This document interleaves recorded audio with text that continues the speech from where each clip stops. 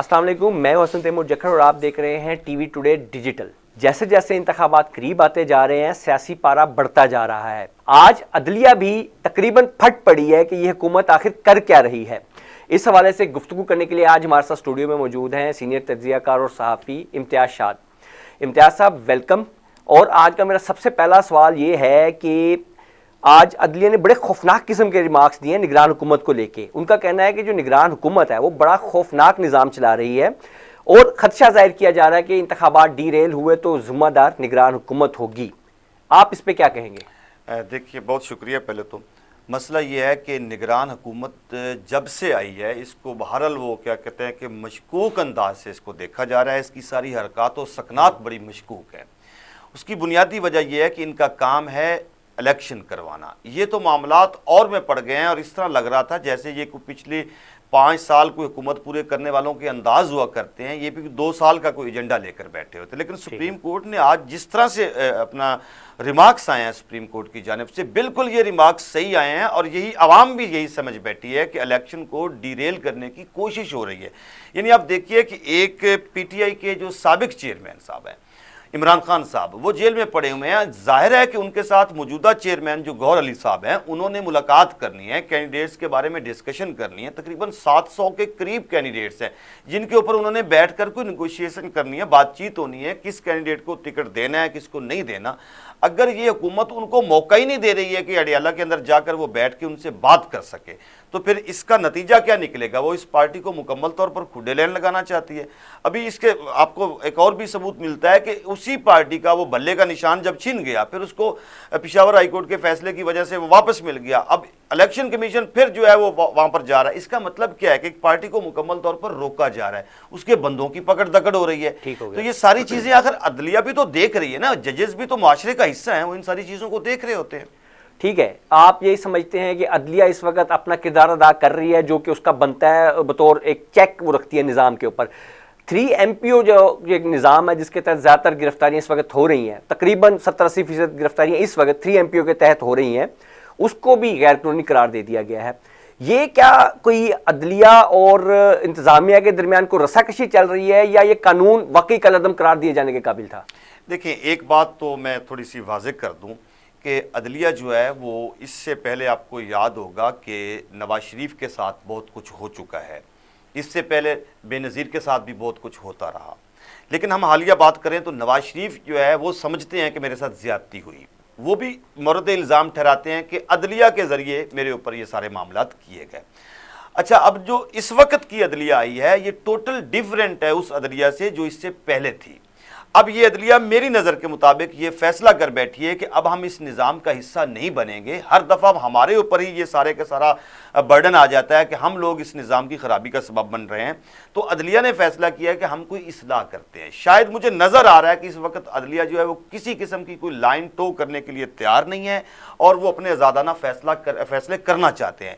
रह गई बात आपकी कि 3 MPO के तहत वाला मामला, तो ये देखिए, ये तो पहले ही हमारे ऊपर अंग्रेज़ का एक कानून मुसल्लत किया गया है कि जो एक कमिश्नर डिप्टी कमिश्नर के जरिए जो है वो ये आर्डर जारी हो जाता था, जिसको जब चाहते जहां से चाहते पकड़ लेते। उसकी एक बुनियादी वजह यह है कि 3 MPO का जो डेफिनेशन है ना, अगर आप उसको गौर से देखें तो उसके अंदर ये लिखा हुआ है कि अगर हुकूमत ये फील करती है कि फलां शख्स जो है वो किसी वक्त भी हुकूमत के खिलाफ या रियासत के खिलाफ कुछ कर सकता है, तो वो उसको गिरफ्तार कर लेगी। यानी कि यहाँ पे सोचने पे भी आपको उठा लिए जा सकते हैं। शायद आप अभी सोच भी ना रहे हो, हुकूमत के अंदर ये सोच पैदा हो जाए कि हम सोच रहे हैं या समझते हैं कि ये ऐसा करने वाला है, तो वो 3 MPO की तरफ उठा लिया जाता है। तो ये बहरहाल अब आज जो फैसला आया है जिसके अंदर जो है वो जस्टिस बाबर सत्तार साहब जो हैं, उन्होंने बड़ा दबंग और बिल्कुल ठीक किया। यही तो कौम का मसला है भाई कि आप क्यों भेड़ बकरियों की तरह उठाए जा रहे हो लोगों को। तो ये डिप्टी कमिश्नर का इख्तियार नहीं है। उन्होंने कहा है कि भाई ये बुनियादी तौर पर जो है ये वफाकी कैबिनेट की जिम्मेदारी होनी चाहिए, ये वो फैसला करे कि क्या करना है। ये एक डिप्टी कमिश्नर कैसे फैसला कर सकता है कि ये बंदा इस तरह का है और उसको उठाकर वो बंद कर दे 3 MPO के तहत। यानी कि ये एक तरह से वॉइस राय बनाने की मिसाल है कि अगर आप एक इस लोकल लेवल पे दे सकते हैं तो वो बहुत सारे ऐसे फैसले कर सकता है जो मुल्क की सियासत में दूररस असरात या मुल्क की माशरे पे असरात कामिल होगा। गुजारिश यहाँ पे ये कर दूं कि अगर अदालत जो है ये 3 MPO वाले मामले के ऊपर ये फैसला जो दे चुकी है, और इसके ऊपर इस कानून को ख़त्म करवाने में कोई अपना किरदार अदा कर सकती है, तो पाकिस्तानी कौम जो है वो तारीख में याद रखेगी अदलिया को, और वो जस्टिस याद रखे जाएंगे जिन्होंने ये काम किया। ये तारीख के अंदर एक, आप कह लीजिए कि ये दौरे गुलामी से निकालने का एक बुनियादी कदम है, और ये बेसिक कदम होगा अगर कोई जस्टिस इस तरह से कोई इकदाम उठाते हैं और वो इसको करते हैं, जो कि नज़र भी आया इस फैसले के अंदर कि वो उन्होंने उठाने की कोशिश भी की है। चलिए जी, दुआ करते हैं कि अवाम की तवक्कुआत पे पूरी उतरे अदलिया। उनसी भी तवक्कुआत हैं इस वक्त, अगर हम देखा जाए अवाम की ज़्यादातर तवक्कुआत अदलिया से जुड़ी हुई हैं। लेकिन जी मैं सबसे आखिर पे आपसे एक सवाल पूछूंगा, ये एक तरह से लुबे लुबाब भी होगा कि लाहौर के हलकों में नून लीग की क्या तैयारी है, ज़रा बताइएगा। 14 में से कितने हल्के फाइनल हुए और जो हल्के रह गए वहाँ क्या सूरत है, थोड़ा सा हमारे जो नाज़रीन को आप ब्रीफ कर दें। अच्छा, ये एक बड़ा इंटरेस्टिंग है कि लाहौर का हल्का जो है, जितने भी हल्के हैं, ख़ासतौर पे लाहौर के जो 14 हल्के हैं, ये इस वक्त पूरे पंजाब के अंदर जो है, आप कह लीजिए कि ये पूरे पंजाब का ज़ेन और माहौल चेंज कर सकते हैं। उसकी वजह क्या है?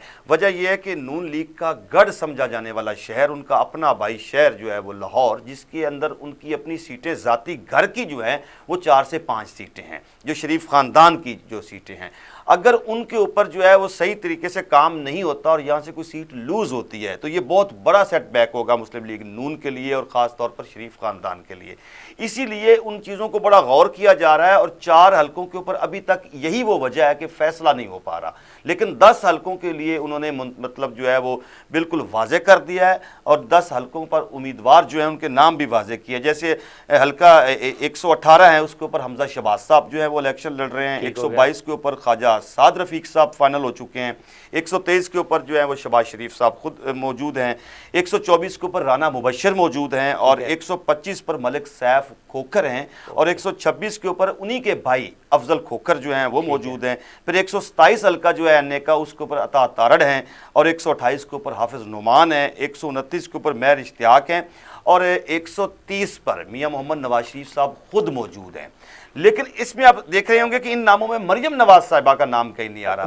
मैं इस पे जाने से पहले सिर्फ एक दफ़ा ये पूछना चाहूँगा, 127 पे अता तारड़, तो अता तारड़ का ताल्लुक तो लाहौर से है ही नहीं, तो ये नामजदगी को आप किस तरह देखते हैं? देखिए, मेरा ख्याल है कि ये कहीं ना कहीं कोई उनसे आखिर सीट एडजस्टमेंट भी होगी, और वहाँ पे शायद हो सकता है कि कोई एक आध कुर्बानी देनी पड़े, तो ये कुर्बानी के बकरे भी कुछ हुआ करते हैं। तो ये इसी तरह का एक सिलसिला है, इसमें वो चलेगा। ठीक। तो जो 4 हल्के रह गए हैं उस पर क्या सूरत हाल है? वो हाँ, इसमें बड़ी दिलचस्प सूरत हाल है। अब मरियम नवाज साहिबा जो मेन इस वक्त आप कह लें कि वो मुस्लिम लीग नून की ऑर्गेनाइज़र भी हैं, वो पूरा जाहिर है वो चीज़ों को लेकर आगे बढ़ रही हैं, और मरियम नवाज साहिबा ही वो हैं जो मियाँ मोहम्मद नवाज शरीफ साहब को वापस लाने में उनका बड़ा एक कलीदी किरदार है। उन्होंने बहुत आवाम में जाकर अपना एक किरदार भी अदा किया। अच्छा, मरियम नवाज साहिबा जो है, उनका मसला यहाँ पर ये आ रहा है कि उनके कागजात जो हैं वो 119 से भी दाखिल हुए हैं और 120 पे भी हैं। अब वहाँ पर कुछ मसाइल आ गए हैं। मरियम नवाज साहिबा जो है वो चाहती हैं कि मैं इलेक्शन 119 से लड़ूँ। अच्छा, अगर वो 119 से लड़ती हैं तो फिर वहाँ पर एक और मसला आ जाता है। वहाँ अलीम खान भी कागजात उनके भी जमा हैं, फिर वहाँ पर जो है वो अली परवेज़ मलिक के भी कागजात, वो 117 हल्का जो है उसके ऊपर भी उनके कागजात जमा है। वहाँ 117 जो हल्का है वहाँ पर भी मसाइल हैं। तो ये कुछ इस तरह से खिचड़ी इधर बनी हुई है, और दूसरी तरफ जो है वो हल्का 120 और 21 के ऊपर भी बड़ा मसला है। अच्छा, 120 में तो मरियम साहिबा का हमने सुना है, इतलात ऐसी हैं कि वहां से तो उन्होंने विड्रॉल दे दिया, या वहां से वो लड़ने की ख्वाहिश में नहीं है। इसका मतलब है 119 पे ही वो बाजिद होंगी। तो अलीम खान और मरियम बीबी आमने सामने आएंगी, क्या लगता है? अच्छा, आप देखिए ना, 119 पे अगर मरियम साहिबा भी आती हैं, अलीम खान भी हैं, और अली परवेज़ मलिक हैं जिन्होंने कुर्बानी दी है, वो उनका भी एक वहाँ पे मतलब मामला है। तो ये आप देखिए कि अगर चले अली परवेज़ साहब तो जो उनके अपने हैं उनको तो वो रोक लेंगे, लेकिन अगर वो अलीम खान को वहाँ पर नहीं देते हैं, और मरियम नवाज, इनमें से एक को तो निकलना पड़ेगा। बिल्कुल। तो अलीम खान अगर यहाँ से फारिग होते हैं, फिर वो तो लाहौर से मुकम्मल फारिग हो गए। उन्होंने तो और कहीं कागजात जमा ही नहीं करवाए थे।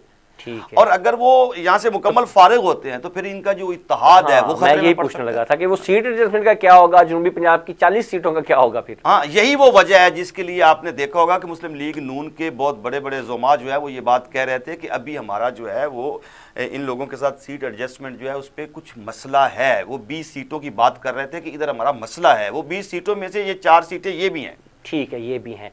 अच्छा, अभी आपने कुछ और भी हवाला जा दिए, जैसे अली परवेज़ मलिक हैं, और गालबन हल्का 121 की आप बात कर रहे थे, हाँ, जिसमें मैं 121 की बात कर रहा था कि वहाँ बड़ा अजीब सा एक नून लीग का मसला बना हुआ है कि वहाँ एजाज सादिक भी मौजूद हैं और साथ रोहिल असगर साहब भी मौजूद हैं। अब रोहिल असगर साहब भी बजीद हैं कि भाई मैं तो सवाल ही पैदा नहीं होता कि मैं ये चीज़ सीट छोड़ूंगा। अब जाहिर है एजाज सादिक साहब भी वो मतलब साबिक स्पीकर रह चुके हैं, उनका भी एक कद काट है। लेकिन ये मेरे पास एक अंदर की खबर है, वो खबर ये है कि एजाज सादिक साहब को शायद मना लिया जाएगा और उन्हें कहा जाएगा कि भाई आप मार्च में सेनेट के इलेक्शन होंगे तो वहां पर आपको अकोमोडेट कर लिया जाएगा। तो शायद इस वजह से वो तो पीछे, ये मसला तो शायद यहीं पर हल हो सकता है। लेकिन असल मुद्दा है यहाँ पर अलीम खान का, अलीम खान और मरियम नवाज के दरमियान जो है ना ये फैसला होना है और यहीं पर सारी बात अटकी हुई है। ठीक है, पहले ही मुश्किलात का शिकार है नून लीग मुख्तलिफ हवालों से। अगर ये सीट एडजस्टमेंट भी नहीं होती और IPP के साथ भी उनके मामला नहीं बनते तो मेरा ख्याल में इलेक्शन उनके लिए मज़ीद मुश्किल हो सकता है। इम्तियाज़ साहब, बहुत शुक्रिया, आपने हमें वक्त दिया और ये आपने बड़ी ज़बरदस्त हल्कों वाली बात बताई। मैं अपने नाज़रीन को इन अल्फाज के साथ इख्तिताम पजीरूँगा कि भाई ये सियासत तो चलती रहेगी, इनकी हल्का बंदियाँ तो कहीं ना कहीं सेटलमेंट हो जाएंगी। हम लोगों पे फ़र्ज़ है कि इंतखाबात के इनेकाद के वक्त वोट लाजमी कास्ट करें और अपना जो एक आपका अंदर की आवाज़ है उसको वोट के ज़रिए इजहार ज़रूर करें। ये बिल्कुल ना सोचें कि रिज़ल्ट क्या आने वाला है। आपका जो रिज़ल्ट है वो आपने अपना उसके ऊपर मोहर लगा के लाजमी आना है, ताकि कल को आपका ज़मीर मुतमईन हो कि आपने अपना फ़ैसला अपने उसके मुताबिक सुना दिया था। अभी के लिए हम दोनों को इजाज़त दीजिए, इंशाल्लाह फिर मुलाकात होगी। अल्लाह हाफ़िज़।